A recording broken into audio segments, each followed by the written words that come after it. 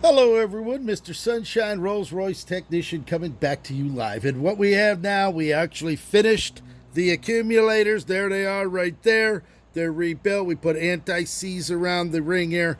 So tomorrow we will go ahead and tighten that down to 300 PSI per square inch with our big snap-on torque wrench. And once that's done, we're going to fill it at 1200 PSI of nitrogen. So we've got brand new valves in there, brand new springs, the spring and the retainer, along with the valve in there. So now what we're going to do is concentrate on the brake valve itself. This screws on top of the valve, and this is what handles all the brake fluid. You can see down in there how dirty it is. This is all going to get cleaned up, but what we have to do, we pulled out all of the necessary plugs that were in there and the fittings. So what we do, we use a 1-inch piece of stock here. I went ahead and already loosened it up in the vise, and right now we'll just go ahead and unscrew this. This has all got to be cleaned all the way spotless, and then we're going to go ahead and rebuild all of this. As a matter of fact, there it is right there. You can see that. That's the cap that holds this in. There it is right there. We'll actually go ahead. I have a special tool that I made. It's actually a screw with an Allen wrench, and the screw actually threads right in here. We use this to reassemble it because the spring that is in there is under compression. So we'll go ahead and screw this in as such, just like that. We go ahead and just pull that right out just like that. There it is right there. There it is. So you can see that the O-ring, that's all going to get replaced as well. So this, we get this back out of here. These are all going to go in the parts tank, get cleaned up. And then we have right here, this is the bobbin right here. This is the bobbin. There's the plate that covers it. So we have to pop that little plate out of there and get that out. You just kind of tap down on it like that until it comes loose, which it has already. And we will go ahead and pull that right out of here as well. Just like that. There it is. There's your little stopper there. And you can see where it was held in. You can see the bobber and the this little side piece there. And look at this inside here. We got a real mess in here. This is just years of corrosion and everything else that's been sitting down in here.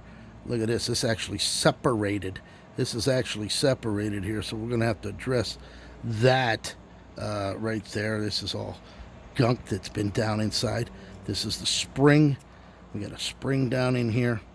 I'm going to pull that spring out. It's always good to use a little tool with a little pointed edge in there so you can pry and prod and get the things out of there.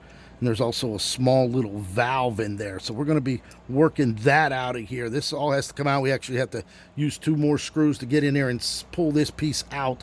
So we're going to work on that here in just a moment. Have to get those screws for this position as well. Okay, so what we did there, we had to put a screw in there in order to be able to remove the inner bobbin here. So we're going to go ahead and just pull this right out of there, just like that. And look at the crud on there. Look at that. See, there you go. This is what we're talking about here. So we're going ahead and pull that out. Go ahead and unscrew this. That's the screw that we need that takes that out so you can pull it out of there. And then there's the bobbin, and we're going to go ahead and we're going to push that out the other end as such. It's actually pushed in there pretty good. There it is right there. Go ahead and pull that out.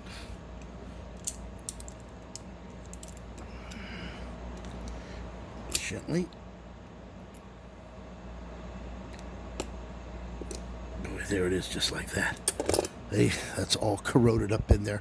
Not too bad, though. It's in actually very good shape. So we're going to go ahead and we're going to have all of this is going to get cleaned up. And we have another little piece in here.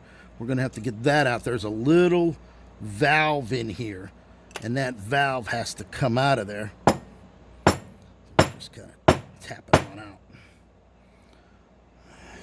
And there it is right there. There's the...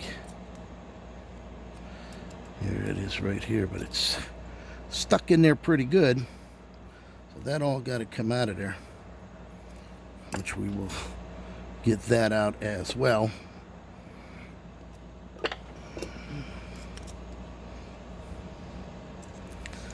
Actually, don't be pushed out this way. There it is right there. You can see how corroded. It's got all kind of, it's all gummed up is what it is. So that's got to come out. That could be a problem. That's probably one of the problems with the vehicle among being out of gas, that the piece right there was stuck. So once that's stuck, that's the valve that releases the pressure in there. So we have to get that out of there. That's all going to have to be cleaned. And what we'll do is actually use a long wire probe to push that out of there.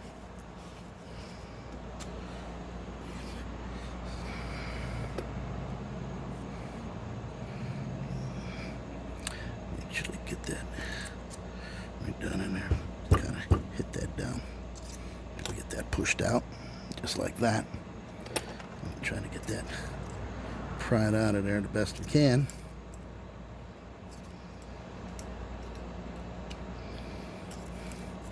Boy, it's really stuck in there pretty good, no question about that. Yeah, we're going to have to work it a little bit more.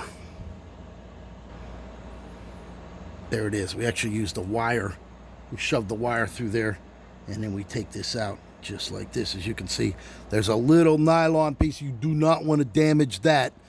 This is, you see that it's just all corroded up with old brake fluid, and you figure 40-45 years of gunk in there. And here it is. This is all needs to be cleaned. So we're going to stick these in a parts tank and leave these set overnight, and we will put this all back together tomorrow. We're going to clean these valves up. We're going to polish them up real good, sandblast them, and make them look like they're brand new. I hope you enjoyed this. We're going to come back live tomorrow. We'll get the other one dismantled, and then we will put it all back together. Thank you for watching.